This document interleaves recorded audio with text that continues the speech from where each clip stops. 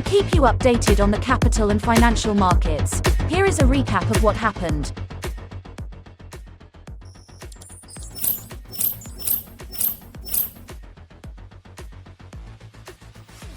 The pound and British stocks and government bonds rose on the 5th of July after the centre-left Labour Party surged to a comprehensive win in a parliamentary election.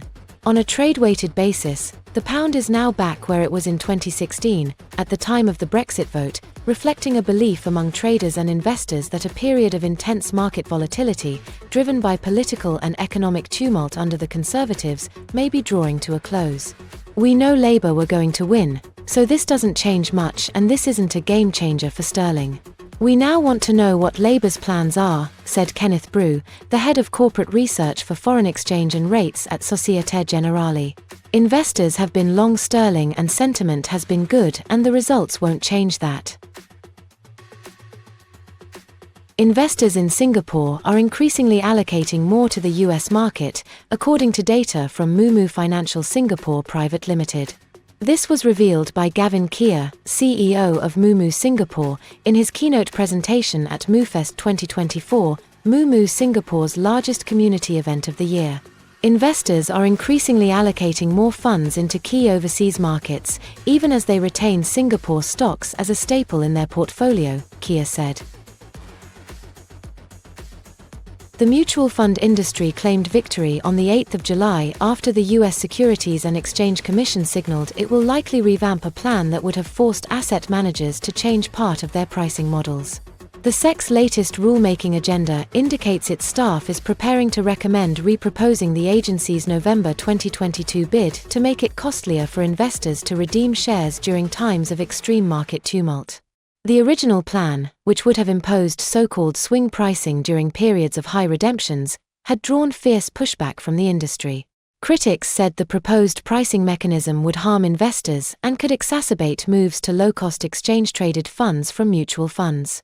The SEC, meanwhile, said the plan would bolster the market in times of significant volatility. Banks cannot just blame their customers for losses from scams, unless there is evidence of client negligence in protecting personal security information, said Deputy Finance Minister Lim Hui Ying. Every case of financial scams will be investigated, Lim told the Dewan Rakyat on the 9th of July. For cases caused by weaknesses in the bank's system or risk management practices, the bank will bear the responsibility for the losses, she said. However, if evidence clearly shows that security details were compromised due to the client's negligence, the bank should consider offering appropriate compensation based on the case details, Lim said. Victims have the right to accept or reject compensation offers and can lodge complaints with the Ombudsman for Financial Services for any disputes over compensation amounts, she said.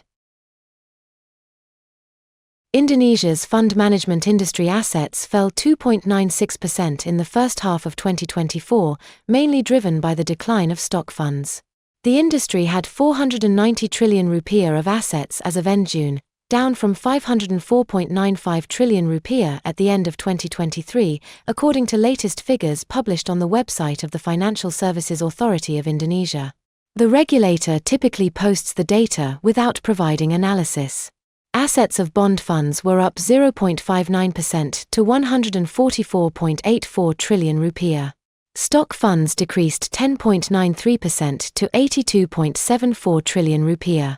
The decline in stock funds was primarily because foreign investors cut their exposure to Indonesian equities in favor of developed market stocks, according to a fund manager at a local fund management firm.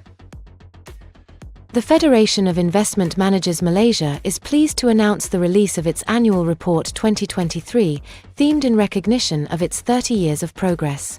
Link in the description.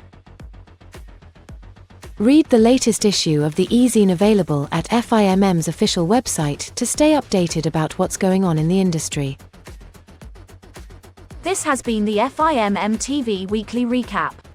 Be informed, stay updated. Be sure to like, share and subscribe.